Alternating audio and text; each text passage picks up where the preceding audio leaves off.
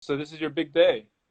Yeah, it's crazy. It's like the song's out. It took me forever to write it and record it, and the song is I think it's going well. A lot of people are messaging me and I think they like it. So, Digging it, yeah. What's the thing that surprised you most about this release so far? mm, that Arden has a lot of fans that are Yeah. messaging me asking me to say hi to her on their behalf. Are they pretty like passionate people or what's that like? Well, they're first messaging me saying great song, and I'm saying, oh, thank you so much. Yep. And then they're saying, hey, can you let Arden know I said hi? So I was like, yeah. They're Oh, trying to use you to sort of get close to her. right, right. Right But no, on. Man, well, that's cool. I mean, I wanted to do this conversation because we want to first like let people know about your song, and we'll get to that in a bit, and just kind of talk through the process of how you wrote that song, why that song was so important to you, and what kind of impact you wanted to make with it. But I guess I want to also, start off just by kind of introducing you to everyone out here. And this was all of Dan's idea, and Soul Convos is a way for us to kind of bring in some creatives to talk about the creative heart, the process of creating art, and how you were able to use it to really make a difference in this world. So I thought it would be great if we could just kind of start by just talking through your journey of becoming a singer-songwriter, becoming a musician. What was that like, and how did you kind of um, begin that whole journey? What was what was like that moment where you first said, "Hey, I wanted to become an artist"? yeah, it probably start back in the day when I kind of met you. I was in a band Really? called, well, I was in a band called New Heights, Okay. as you know.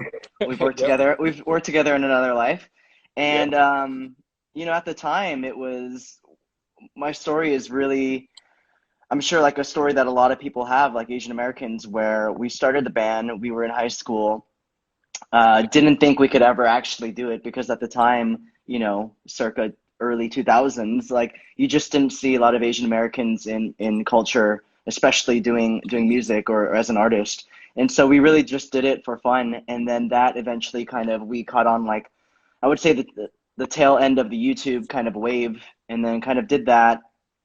And then when the band broke up, it was like devastating, and I kind of had to figure out my own kind of journey. It's like, what am I going to do?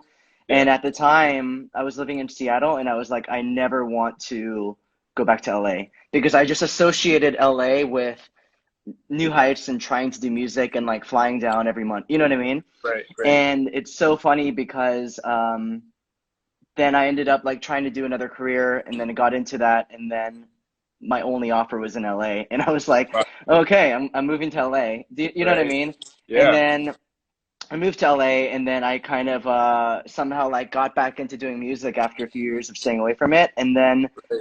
I just realized it was what brought me the most fulfillment. Wow. Yeah. So kind of going back to the early days. So New Heights, you guys were like a garage band group of 4 or 5 guys just making these music. What was that like for you? What was it kind of like to just kind of, you were pretty much like an indie band at the time, just kind of making a name for yourself. What was that creative process like at the time? I mean, it was harder, right? Because we were so young, and there were so many. Like Travis and I, um, creatively didn't always see eye to eye, right? Right. And so like we were fine on a personal friends level, but when it came down to like recording and writing music, it was a combination of we were just young and kind of stupid, and as well as we both kind of had pride. You know what I mean? If Yeah. I could go back, I would obviously do things a lot differently. But Right. yeah. So the process was so like we were just learning.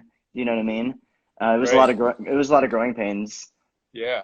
And you guys have different styles and kind of different strengths that you're bringing to the table, right? And so Right. that kind of, I think it's a little bit, both a challenge and an opportunity. What was um what was kind of like the process of writing kind of some of your hit music? I know there was a couple albums that you guys put out there, and there was that one moment where you guys put, Peaches out there. What was that like for you in terms of that creative process, creating that song, and Yeah. working off? I've found that most of the songs that do really well are the ones that I don't think are going to do very well. And so Yeah. like Peaches was like one of the first songs that I wrote when I was 17. Wow. And then I think there's beauty in that, like the fact that that song resonated with so many people, like, through Jubilee, through working with Yeah. you back in the day, and then even like our music video and the band kind of blowing up with that song. It was cool to know like that. I think what I learned from that is like the music that tends to resonate people is usually when you are able to write it from a very vulnerable place. And Wow. the reason I bring that up is I think there was a point in the band of New Heights where we were just writing based on what we thought other people would like. We were just trying to play the game. And Yeah. then, like I'm a firm believer that people can kind of see through and BS. And I'm Yeah. not saying that all our music was BS. I'm just saying the songs that tended to resonate most with people were the ones that I Yeah. think were written from a very like vulnerable, authentic place. Wow. So what was kind of going like what was that vulnerable place that you were able to draw from in terms of, because I think that there's a lot of just like you said authenticity in the way that you write your music, and I've sort of seen how that's grown and changed over time. But I think yeah, like you said, the early days of New Heights was full of just this sort of deep kind of soulful music, and like where did that kind of come from? Would you say? Probably like I don't know for sure, but I would venture to guess like part of that had to do with my very strong like I think church upbringing, right? It was just like we were young kids and all we knew at the time was kind of like the music that we listened to as kids, which was like Christian, church music. And like I think one thing about like church Christian music is like especially like having that as an upbringing is like it teaches you that the music has to be so simple but so captivating and also from a very like authentic place. And I Right. think I mean back in the early days of New Heights, like when we were kind of figuring out are we a Christian band, are we a mainstream band, we were still Yeah. drawing from like our upbringing, right, which was like Right. the music that we knew. And that was also like a very like um yeah, an authentic place, I think. Sure. Sure. And what I guess kind of when you write your music and you kind of go through this process of like putting that journey of yourself and your authenticity into that song, like what is that, how does that work for you, like what's like the steps that you take to kind of get from point A to the release? um you mean just in the process of like writing a song? Sure, yeah, writing the lyrics and then coming up with the melody.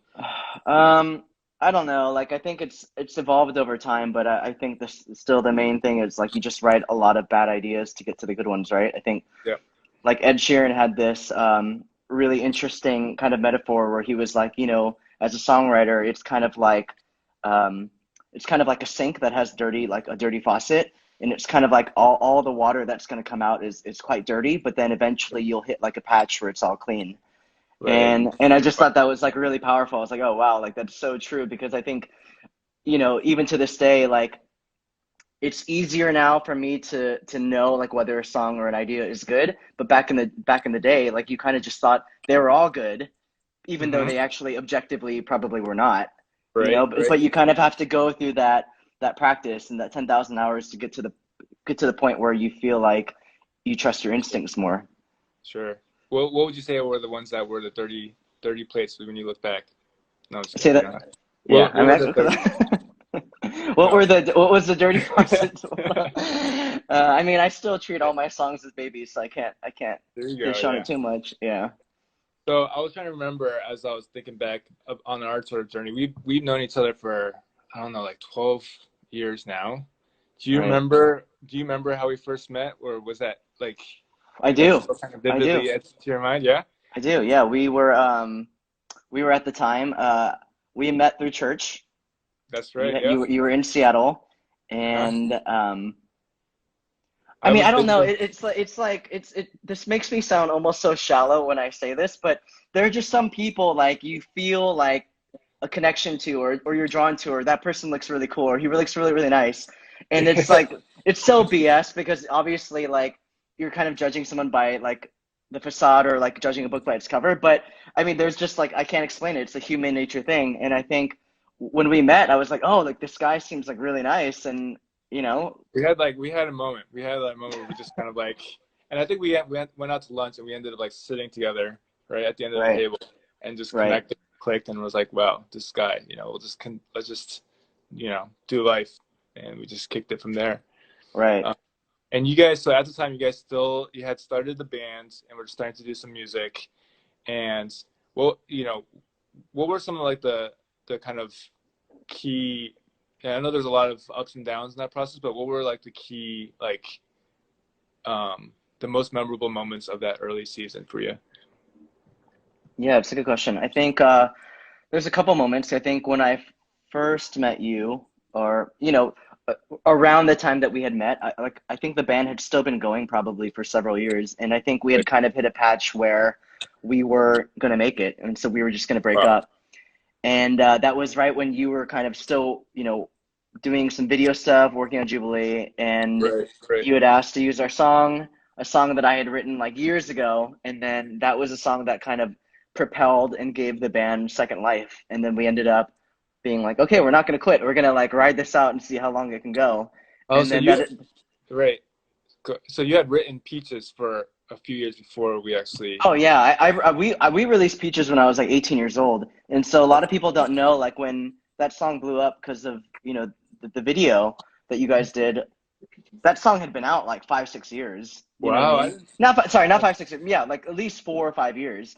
And Right. so then we'd go on tour, and then we would play the song, and people would be like, "Oh my God, like I love your new song Peaches," and I'm like, "Yeah, that's It's been funny out for a because while. song's like 6 years old." You know what I mean? But I mean that was such a good moment because it's kind of like that gave us it gave us new Right. life, right? Right. So that was like one of your dirty plates that you ended up cleaning off, and then came back to life. Right. And I remember, so when we were thinking about using that song, so we had just shot "Love Language" with Jubilee Project, and we're sort of looking for a song. And then I was kind of like, I don't remember how it came about, but I think I reached out to you and I said, "Hey, we need a song for this." I don't know if you suggested it or we brought it up, but you just kind of mentioned it or something, and then we just placed it in there. And it was actually just the length of the song and the length of the video was like perfectly aligned. It wasn't like we had to do that much more to kind of edit or change the video at all to make it fit. But there was something about that moment where it was just like it was a kind of a match made in heaven, kind of like how we met, you know. Right. Right. And then Right. it took off from there. Crazy, crazy So you times. guys had, I know it was nuts. Jan's pulling up the song. Is she Someone says play Peaches. yeah. Oh, you gotta play the Peaches. Yeah, Jan actually heard that, and that was sort of I uh, bought it. I purchased it. she bought I it. donate it or something, whatever Oh, it is. thank you. Yeah. I Thank you. made it. Thank you. Thank you. I Before can play. I leave, can actually. I can play you the. I can play you the part. Hold on. Give me a Can second. you? Oh, do it.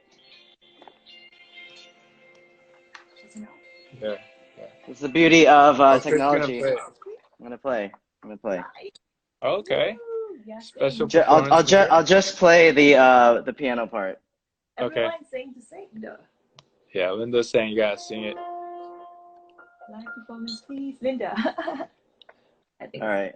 So it went like this. It was like. Ooh, Yeah. there you go.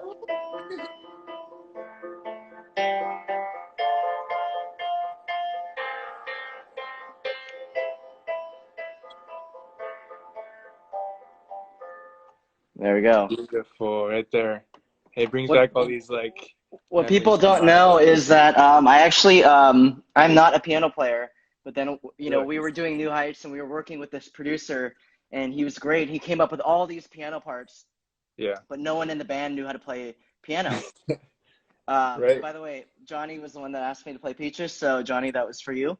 Um, Here we go. but And so Johnny is the one who helped you produce yeah, your he's one music, of my right? producers, so I love you, Yeah. Johnny. So our producer Andy would come up with all these amazing piano parts, and we would be like, okay, this is awesome. Like, who the hell is gonna play this live? You know what I mean? Right. Because no one in the band played piano, and so I've never played piano, and I'm literally sitting there in the studio. I'm like 17 years old, and I'm just Right. like learning. you know, like just like so bad, and like Right. learning how to play the part, like, and I have no idea what I'm hitting. I'm just like trying to learn the part, and then we go on Wow. tour, and then we play it, and everyone comes up to me, they're like, "You're such an amazing piano player," and I'm like, "No, I really have Dude, no idea what I'm that's doing." like literally the only song I know how to play. Yeah, very like imposter Wow. syndrome. So you had to learn how to play the piano to play that song, and then you became sort of the band pianist from there. Yeah, yeah, and Wow. yeah, it's crazy. No kidding. So that so you were basically saying that that was the point. You around that time you thought you were gonna just quit the band, quit music altogether, and then that's when Peaches took off, and I'm sure there's a lot of other components to it, but then it sort of allowed you to get back into performing again and traveling. And you guys got started going on tour, right? Traveling all around the country, playing Right. music. And what was that chapter of your life like for you in terms of how that's kind of reinvigorated and kind of grew that fire inside you to become a musician again? Yeah, I mean, the whole when we played on tour, it was literally the time of my life. I think we were, you know, Wow. you're literally living in a van and you're living in hotels, but you're meeting all these people from all over the world, and in some way, like your songs or your music, you know, like we're from Seattle, we're kids, Right. Right. and then you go to like Arkansas, and these like people that you know Arkansas. you've never met, and they're just like, oh, this song like touched me and like saved me from like depression, and you know it ends up being something that's bigger than Wow. you, and you're kind of like, oh, that's nuts. Like, you know, you don't think Wow. about that when you're writing the song. You know, Right. you don't write a song and being like, oh, like this is gonna really help someone through like a really tough time. It's more when you're in the moment and you're writing, you know, as I'm sure you guys do with videos, it's like you're just Yeah. trying to do the creative work Yeah. justice as much as you can, and Yeah. it's kind of like when you're so focused on the vision of the art or the song or the video, you know what I mean? Yeah. And Yeah. so when you do meet someone in it and it connects or resonates with them, it's very like, I think, humbling. Wow. And so when you go back to like writing again, you want to sort of try to recreate that feeling or recreate that connection that you have with your audience. Like how do you sort of capture that lightning in a bottle and try to reproduce that again? Like is that like I'm sure there's a lot of pressure that you feel to try to do that. What how do you sort of deal with that pressure and that kind of you know, challenge of trying to create more songs like Peaches? Or is that something that you sort of say, hey, that's one chapter, I want to move on to another one and try to go a whole different direction? Like, what's that like as a creative trying to wrestle through that? Yeah, I mean, I think it's the latter, right, of what you're Yeah. saying. Because, and I'll say, I'm the first to admit that there was a point when we were doing the band, or even when I was like doing my first solo stuff like a few years ago, where I was like, man, like I still haven't had anything as popular as a song that I wrote 15 years ago. You know what I mean? And it's just Right. so, I'm like, this is so stupid. I'm like, because you naturally, like, you feel in your heart that the stuff that you're writing now is better than when you wrote 15 years ago. But I think that song, for whatever reason, like it just worked. You know what I Right. mean? Like something Right. about it connected with people in a way that I think it, it'll, it'll, it'll be what it is. You know what I Yeah. mean? And Yeah. so yeah, I kind of had to move on and just be like, okay, well, that was amazing for what it was, but you have Yeah. to continue to try to write the best song ever, right? Right. Right. Right. And it's like it's one of those moments like I think I know from like a creative standpoint, it's hard to sort of say, hey, I need to like do another video or another song or create another piece of work exactly like that because some of those things are out of your control. Like when you talk about what's a way to make a video go viral or what's a way to kind of create another hit, it's a lot of it, like you said, is something that you cannot there's no sort of calculus or a formula to say, hey, we need this kind of melody, we need kind of this kind of um lyric to make it work. It's just like it all just sort of is serendipitous in some ways. So Right, right. have a yeah. But coming out of that, now that you went from the height of Peaches, and then you started touring and all of that, what was the point where things shifted around for you, where you said, okay, we're gonna go from New Heights, now I'm gonna start going off and maybe kind of put that aside for a while and sort of look at what's next for me in terms of either work or being a Yeah. musician. You know, like after the band broke up, New Heights, I was kind of like, I'm never gonna do music again, just Wow. because I don't know, that door seemed like, I don't know, it was probably because when you're in it, it's kind of in that, when that ends, it feels like your world is ending in some ways, Wow. because you feel so lost. You're just like, okay, well, this is what I invested my life in for 7 years, right? Right. And it's like when that ends, it kind of feels like you don't know where to go. And Right. you know what I mean? Like, and then at that time, the band breaks up. I'm 25, which is still young, but you know, like at Right. 25 with no experience, like there's no way I'm gonna get a job at like a Fortune 500 company, right? You know, Right. and Right. so you kind of just you feel a little stuck. And I Yeah. also was like, there's no way I'm gonna ever do music again, because you have to remember when I was in New Heights, like sure I sang a little bit, but I never in my mind was a front man. I was like, I Right. don't have the personality for it. I Right. don't even at the time was like, I don't have the voice for it. You know, Wow. I was like, I can sing decently. I was like, but I can't like sing. You know what I mean? Huh. Like I I know where my strengths and my superpowers are, and But that's it's yeah. not in my voice. I mean, I think I can sing decently, but I can't go on like the voice. And Interesting. so yeah, it was more just like, okay, well that chapter's done, and so I Really, guess it wasn't. like you felt like you didn't have a voice even after having, because you sing on Peaches and then you sing on like a good number of your own songs too. So that's kind of interesting to hear that because it's not like you were just like a backup singer or anything like that, right? You were actually Yeah, in these but I films. mean, to be honest, if I listen to Peaches or if I listen to all the other New Heights songs that I sang on, like I cringe now, you know, because like Really? I think it's so bad. I'm like, oh man, like this is so bad. Wow. Um, Yeah. but yeah. So you felt like so coming out of it, you felt like you didn't have the skill sets or maybe the experience to kind of go into the workplace. So what was that like for you when you felt like, okay, my music career looks like it's coming to an end, and now I'm sort of faced with this challenge of having to make a life for myself, but I don't know what I'm doing as a 25-year-old. Like I'm sure there's a lot of Right. people out there who are faced with that struggle of like I'm 25 or I'm, in this sort of mid quarter life crisis. What was that kind of moment like for you? Yeah, so after the band broke up, I knew that I wanted to go work in an industry that was creative. And so for Yeah. me, the first thing I thought of, because someone told me about it, was advertising. So I was like, worked my butt off, got into that industry, and it was fine. And it's still very creative, like it's very fun. But Yeah. I remember this day very vividly. I don't know if you remember, I'm sure, one of our best friends, Andy Choi, Yeah. who lives in like who was living in LA at the time. And Right.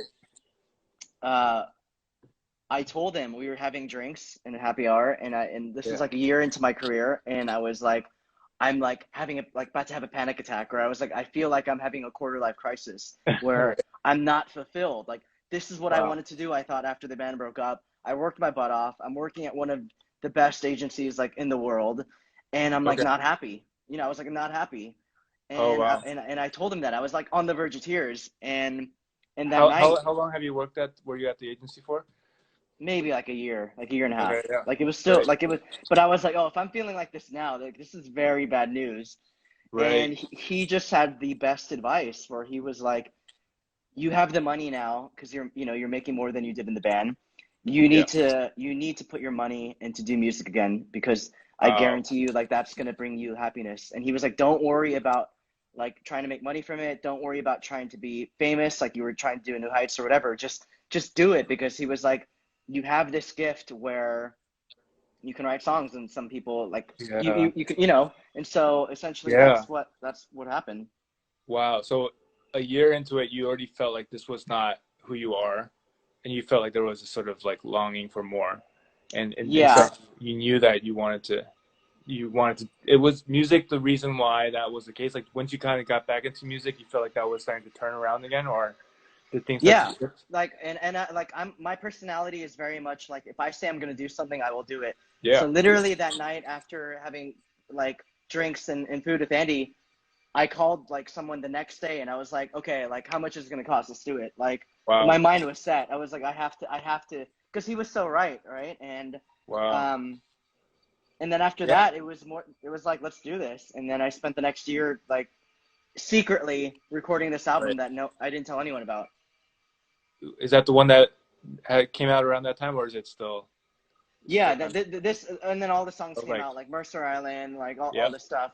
Um, Oh wow, yeah, no kidding. So that was like you were already in LA at the time. You were working at the agency and kind of figuring out how to make a life for yourself at this kind of ad agency, and then you decided to go back into music.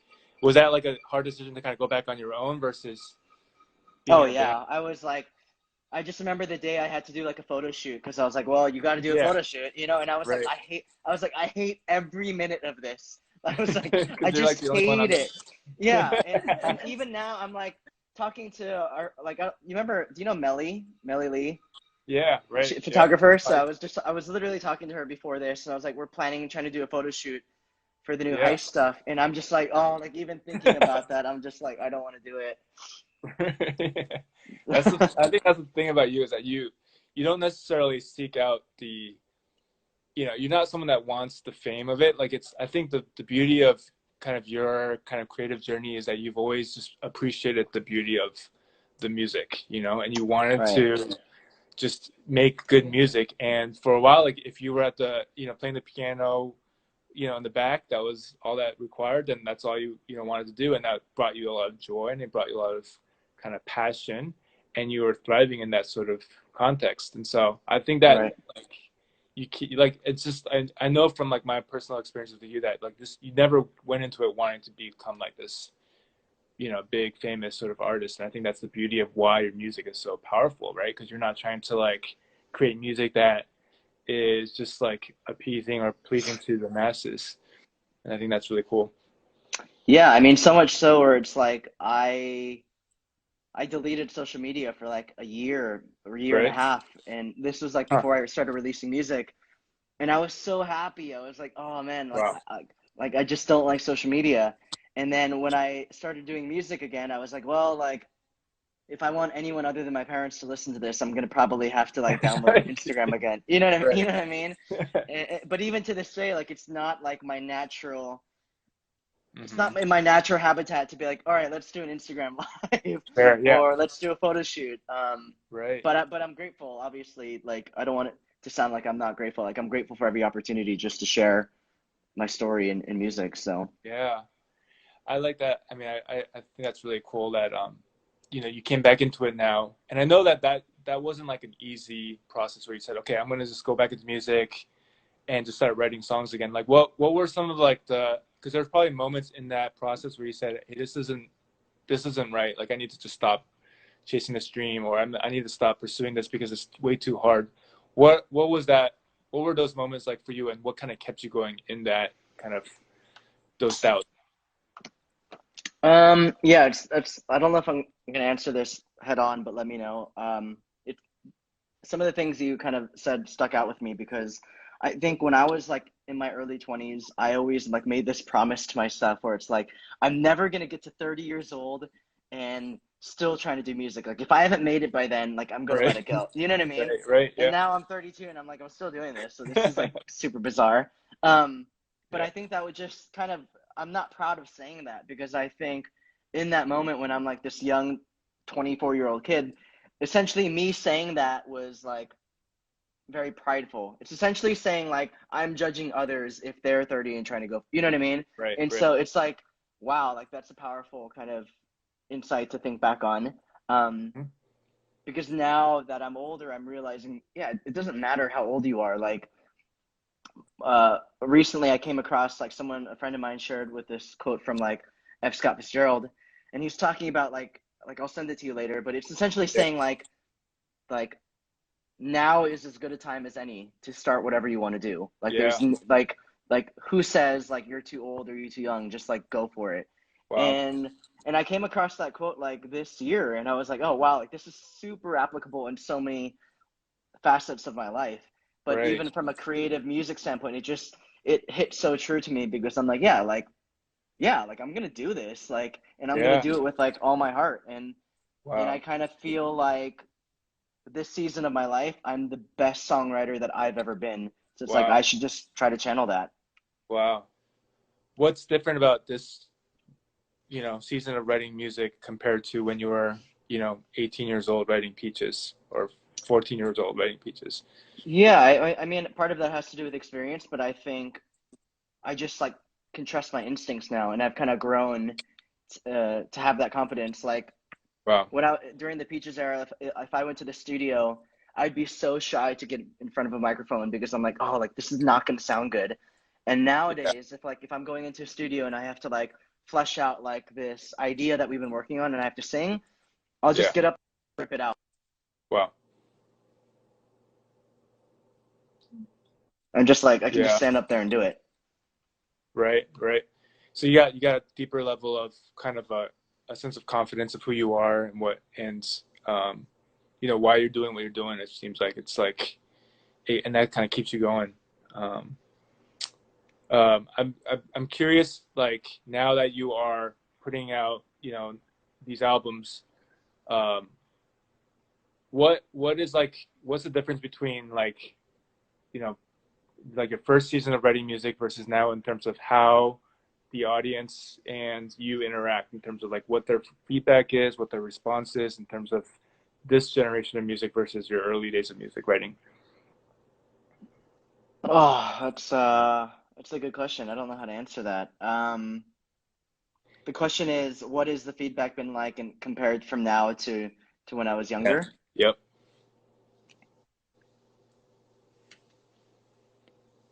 Or how do you think? Yeah. Yeah, that's a tough question. How do you think that you know what I guess now that it's like you are older, like how does kind of the process of like putting out like you just put out a song today and that experience of putting that song out there, what is that like for you compared to what it was like when you first put out Mm, those songs back then?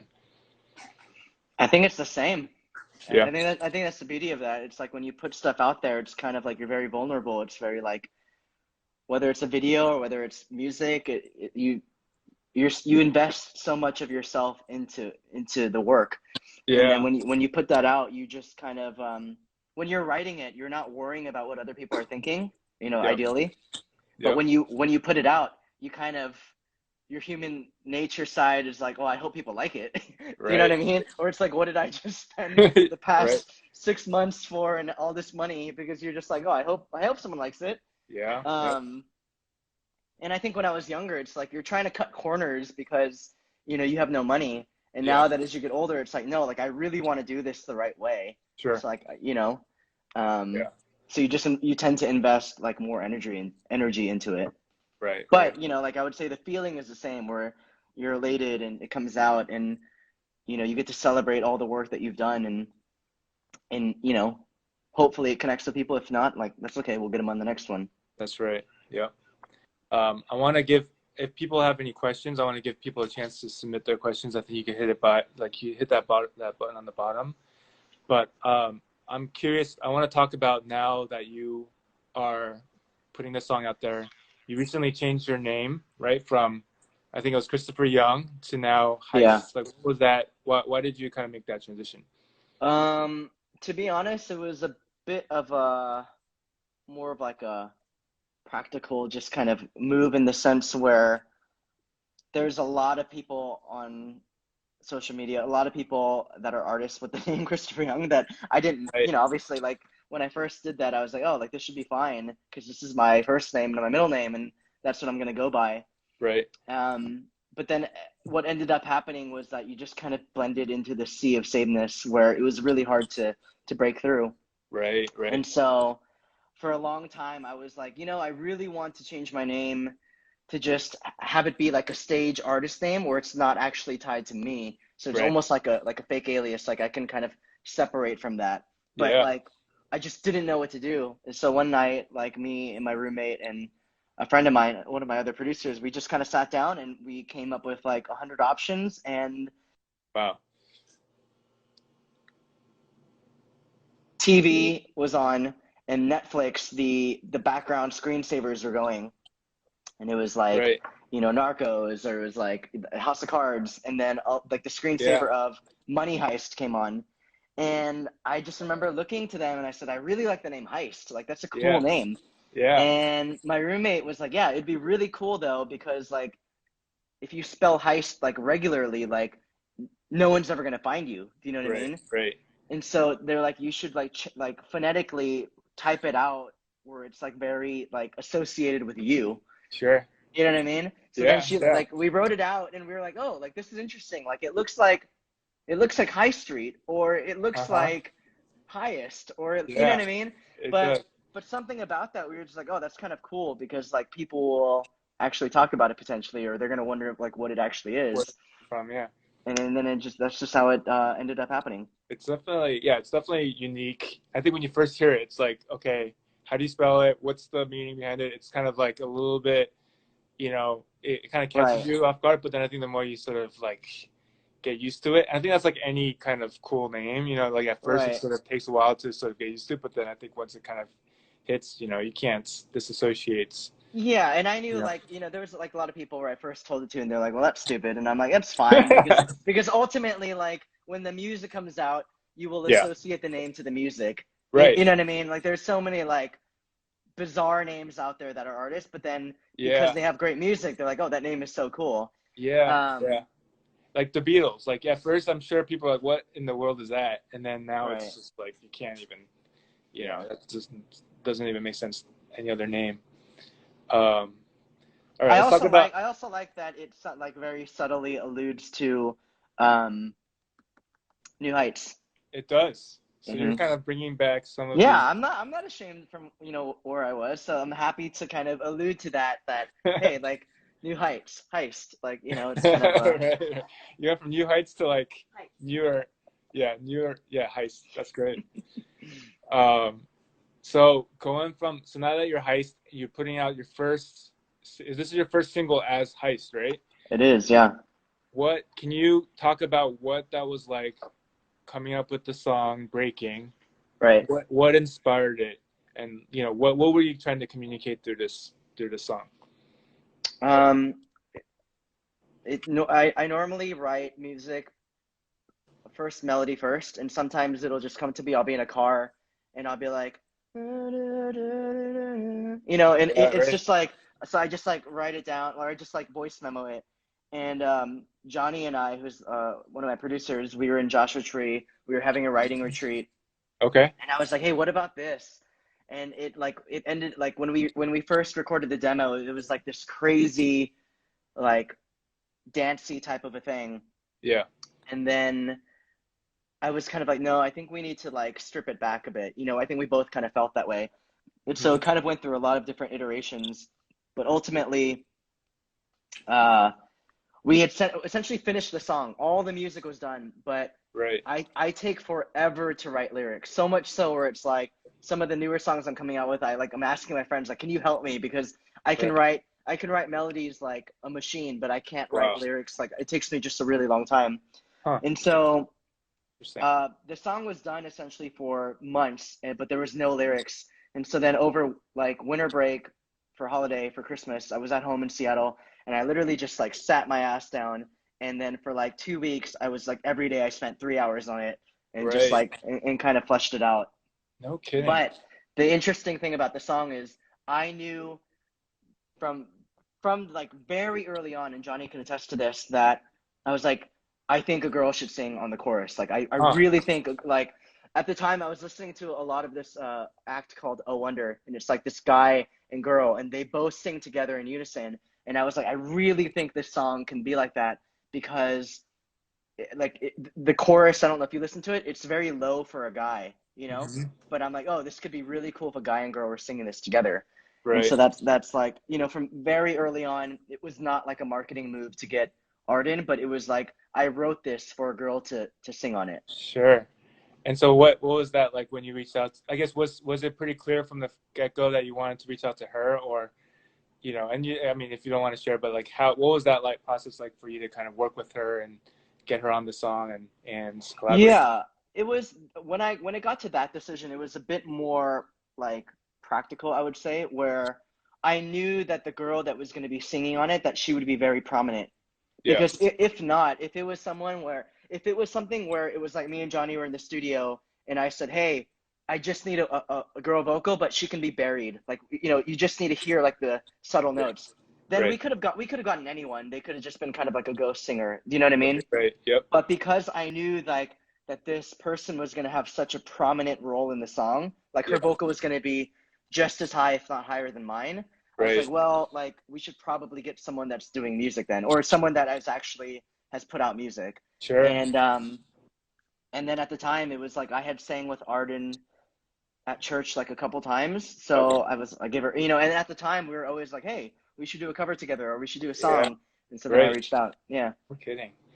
What are some of the lines that like stick out to you when you write this song? Like, what was the lyrics that you are maybe most proud of in the song, and why? Um, Probably I like all the lyrics in the chorus where it's like saying you and I are breaking all the rules that we seem to Yeah, keep making. I like that. Are we friends? Are we lovers? I think it speaks to like a human truth where we've all at some point in our life, maybe we were younger, maybe it's now, maybe, different life stages, but I think everyone goes through a phase where they have this person or a friend and you just kind of are so compatible and it's like, are we friends or is it kind of like Okay. blurred? And it was like Right. it wasn't even like I was going through that. It was more just, oh, this is fun to sing and I feel like it hits on a real human insight. You know Yeah. what I mean? So Yeah. the song isn't even about something I was going through in the moment because I wasn't. It was Right. more just like, oh, like this thought is really interesting Huh. and I want to do the song justice to that. So like Sia is like one of my favorite artists, and the way Yeah. that she writes music is like she wrote the song Diamonds, right? Right. She will always have like one concept to start with, whether it's like diamonds or whether it's like titanium, you know what I mean? And Right. then she'll Right. build the song around that. And so Okay. it was like when I was writing the lyrics, it was just like, oh, friends or lovers. Like Wow. that seems like an interesting concept. So let's like Right. really put yourself in that mindset and write the song around that. Wow. Okay. Right on. So this is for all the people out there who are like friends with someone that they're kind of feeling for, like have a feeling, and they're interested in. It's complicated. Yeah, it's a complicated relationship, but it's the beauty of that complication. I like it. Luckily I'm not going through that anymore. Okay. And happily in a relationship. So Oh wow. Hey, nice. Talk about breaking news right there. breaking news. Um, we could go down that route, but I feel like we need to stick with this song. Got to stick with the song. I like the part. I think I told you my favorite part was when it's like we're lighting up when the radio's won. We're driving through the hills tonight, and we're feeling tough because our favorite song is telling us we'll be all right. And I Right. think I love it because it's like it kind of reminiscent of those like late night summer drives when you're just like got the windows down, you got music going, and you're just like driving through, the hills, the tunnels, all of that. Like it just kind of brings back that sort of like Right. nostalgia of like your younger days. And I don't know, like that's what I like about your music is that it kind of makes you feel like there's that carefree joy about it, that carefree kind of nostalgia about your music that brings you back to like that sort of youthful, more innocent times. Oh, thanks. I appreciate that. Yeah, you got it. You could put that on your website. So I will put that on my website. I need a official quote. there you go. That's all I got. But cool. Why don't let's talk through so this song came out today. What are ways that people can find it and how can they support, your music making process? Right. I would say I don't 100% know how Spotify algorithms work, but what I do know is that the more people that press follow on my Spotify page Yep. is great because however many followers you have when you release music in the future, it'll release it to that amount of playlists. So if you have 100 followers, it'll send it to 100 playlists. So Right. algorithmically, like the more followers I have is the better. So if people can do that, awesome. Yeah. People want to follow me on Instagram, I will continually to update there.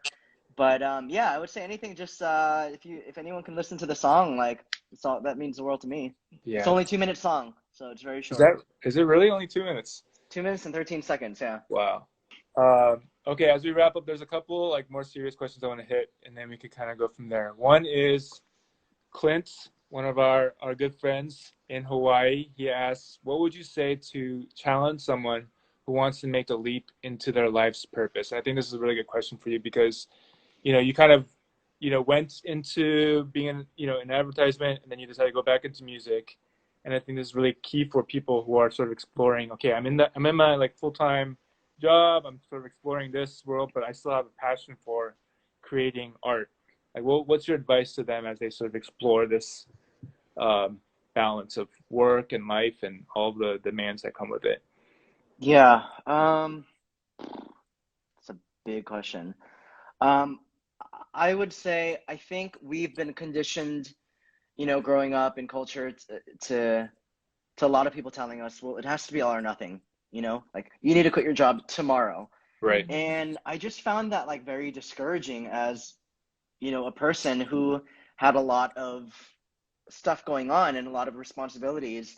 And Yeah. even now I still feel that, right? And so I feel like if you can do that, amazing. And I think like the reason people say that is because there's data and research to prove, I guess, like the amount of people that do that and like have the will, like they can be successful.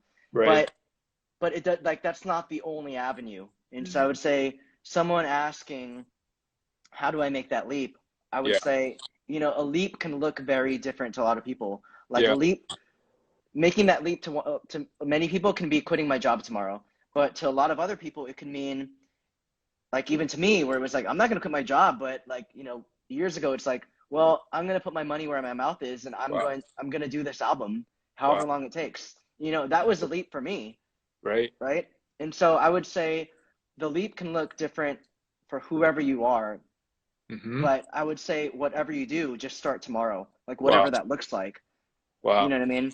Absolutely. So I think the reason I say that is I think the other side of the story is a lot of people are like, well, I'm going to take that leap, but I'm going to make it next year, or I'm going to make it in 2 years, and then 2 years pass, and then they're like, yeah, I still haven't done this album, and I'm like, Right. yeah, I mean, because like I'm not saying you have to quit your job tomorrow, but if you want to record and write an album, let's say if you're a musician and that's your leap, then you have to start tomorrow, Wow. um, And whatever I that think looks like. a lot of times we think that we can't make that leap because we have, all these excuses that we make to ourselves. And I'm sure you kind of, went through that process of, you said, hey, I don't have a band anymore. I don't have all the time I used to have. I don't have as much like freedom to just go out there and travel and do tours. But you were able to kind of overcome that, that excuse and those like hesitations and say, hey, I've got a full-time job. I'm still making a living for myself. I'm still being responsible, but I'm going to use what I have in my hands. I'm going to use the time that I have, even if it means like late nights, even if it means weekends, sacrificing all these things. But you found that it was a worthwhile passion that you were willing to make that investments regardless of what was going on in your life. Absolutely. Yeah, I mean that's like really, really well put. And I think a lot of times people get bogged down by making the leap because they're like, well, I'm not there yet, or I'm not like as good as XYZ, which Yeah. is like a very human thing. And I always think back to like my favorite quote from Chris Martin, who Coldplay is like a big inspiration of mine, where he Yeah. says, this is Chris Martin, multiple Grammy award winning Yeah. guy saying, he's like, I can't sing like Beyonce and I can't like dance like Rihanna or whatever. He's like, but I can do the best with what I got, Wow. And I was like, yeah, that's like a really powerful insight and something that stuck with me. That's really good. I think that, what I'm hearing is that anyone out there who has a desire to make something or create something, they just have to start with where they're at and start now, like you said, and just take the next step forward. Because once you take that next step, who knows what next door will open up, next opportunity will open up. And I think that's really powerful. I think a lot of people need to understand exactly what you just shared. And I could definitely relate to that myself. I think having gone through, that season where we were making films on a regular basis, we had all the equipment, we had all the people around us to make that possible during the early, YouTube days. And then now getting to a point where I sort of took a pause on that. Like you, I went back into the workforce. I started, you know, went back to school, had all these kind of reasons to kind of make excuses for not going back and making videos and films again. But I think like what I love about what your story kind of teaches us is that if you're an artist and you're meant to create, there's always going to be a part of you that's going to be longing for that and that Right. wants to produce something, or just start writing lyrics, or start writing melodies, or start making films in my case. And I think for me, it took me a while to kind of get to a place where I had the courage or the willpower to say, okay, I'm just gonna start by writing one, page of scripts, or I'm gonna start by just like coming up with an idea, and then just kind of take the next step and next step. And then lo and behold, that will sort of open up the avenue for you to, pursue this kind of creative journey. Right. And yeah, I think that's true for anyone that's out there watching this. Like they just need to take that next step. Absolutely. Yeah, it's a good question. Um, I want to ask another question just to kind of follow up on that. And, it's part of kind of like the reason why we, Dan kind of, came up with this idea of having these soul convos is to, really kind of inspire young creatives to kind of think about building the kingdom of God. And, you and I kind of come from it from a faith perspective. So I'd love for you to maybe take a couple minutes to just share, one thing about how your faith inspires your creative work and your journey. Yeah. It's interesting, right? Because like when we were doing New Heights, we were at a crossroads very early in our career, and we were young of like, are we a Christian band? Are we not a Christian band? And kind of dabbled between doing a little bit of both, right? And Yeah. so early on, it was like heavily influenced by like my upbringing, and then now it's still influenced, but I think uh in different ways, in the sense where now I'm realizing as I'm older, like I wanted to move to New York so bad, or it's like Right. I never wanted to come to LA, but I'm here, and whatever, no matter what, like all the roads like led me down here. You know what I Mm-hmm. mean? And Right. so it's kind of like, I mean, like if that's not a God thing, I'm like, okay, because now I'm doing music, I'm happy, like this is what I'm supposed to be doing. You know what I mean? And I firmly believe that if I had gone to New York, like I would have never done music again. Wow. I would have just like, I would have played the New York game. I would have worked like a dog. I would have like, in New York, advertising is like just as big as finance. So like, I would have worked, and I would have Yeah. never done music. Yeah. And so I really believe now, I'm like, well, I'm in LA for a reason, and I really do believe it is like kind of like a God thing. I just can't put my finger on it. So in Yeah. a weird way, that influence is like, okay, like that inspires me to just keep doing writing more music, because I'm like, I should be doing that. Wow. Yeah, man. I think that there's no question. I think a lot of people on this call and or this IG Live, it would agree that you are like a very talented and gifted singer-songwriter, and there's something about the way that you put together. I think especially the melodies that you put together are just so creative, and they're so powerful. And I think that more and more people out there need to hear your music, because like you said, it changes lives. It really inspires people. And I'm glad that you made that decision to go back into music, because I think the world is better off because of it. So I really Thanks, appreciate that. man. You Thanks. got it, man. This As was we fun. close, yeah, this is good, man. I'm glad we're able to have this. I definitely want to again encourage people to go out, check out Chris's new song "Breaking" under his name Highst, right? Follow him on social media, and definitely kind of let him know what you think about his music, and give it a listen. But I Thanks. guess, yeah, in closing, what kind of last advice do you have to um, creatives out there who want to write their own song? How would you sort of encourage them as a way to kind of to close this conversation? Yeah, I think it's a good question. I'm reading this book right now called On Writing by Stephen King, and I've never read a Stephen King novel in my life. I just know Right. he writes like kind of like thrillers. Um, but I'm like, oh, like he wrote a book on writing. I want to write it. I want to read it. And so Huh. I'm reading that, and a lot of his advice is, to any writer, like obviously he's writing books and I'm writing music, but I'm like, there's something obviously I can glean from that. And it's this idea, even where it's like a very prolific writer like him is saying, you just kind of have to sit down every day from like 9 to 5 and hope like an idea comes. And he's like, Yeah. you can't. And one of my other favorite quotes was like from this artist called Chuck Close, and he says most people wait for inspiration to strike. He's like, the rest of us just get to work. You know what I mean? Like you kind of have to treat it like you just sit down, and sometimes like an idea will come to you, whether it's a melodic idea, whether it's a lyric idea, and you just kind of have to say, thank you, like wherever that came from, and then just take Right. it, right? And then run with it. Other times you have to kind of treat it as work and you have to sit your butt down and you just Mm, kind of have to sit there and like really try. right. And it's really, really hard. You know what I mean? Wow. Like it can like Yeah.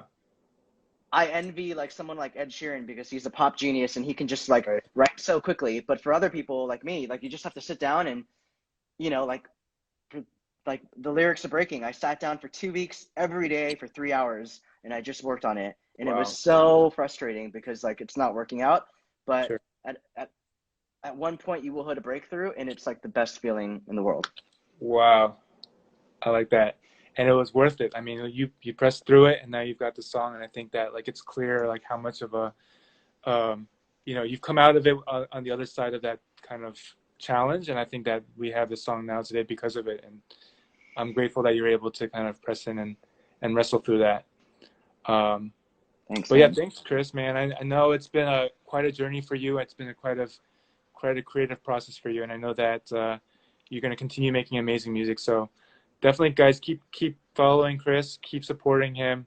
Know that I'm here, Jan's here, we're here to support you as friends and I Thanks, know man. that you've got an amazing future ahead of you, so keep up the good work, man. All right. Thanks, man. Love you guys. All right, man, love you, bro. Bye.